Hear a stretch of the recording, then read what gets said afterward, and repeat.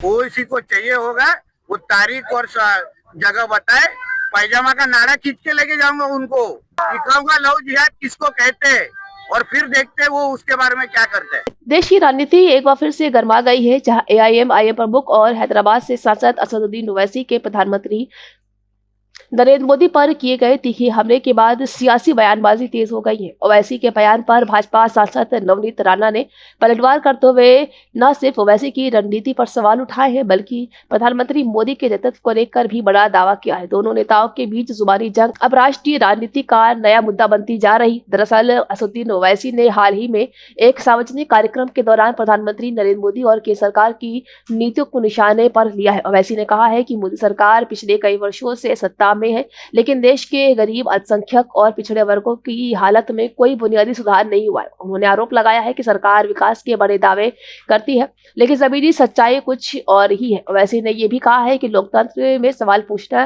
गुनाह नहीं, बल्कि मौजूदा सरकार आलोचना को दबाने की कोशिश करती है। वैसे के इस बयान के सामने आते ही भाजपा की ओर से तीखी प्रतिक्रिया आई है। अमरावती से सांसद नवनीत राणा ने ओवैसी पर सीधा हमला बोलते हुए कहा है कि उन्हें प्रधानमंत्री मोदी पर सवाल उठाने का कोई नैतिक अधिकार नहीं है। नवनीत राणा ने कहा है कि ओवैसी की राजनीति सिर्फ एक तुष्टीकरण पर आधारित रही है। नवनीत राणा ने कहा है कि ओवैसी की राजनीति सिर्फ और सिर्फ तुष्टीकरण पर आधारित रही है और उन्होंने हमेशा समाज को बांटने का काम किया है। राणा ने यह भी कहा है कि प्रधानमंत्री नरेंद्र मोदी के नेतृत्व में भारत ने आर्थिक, सैन्य और वैश्विक स्तर पर नई पहचान बनाई है।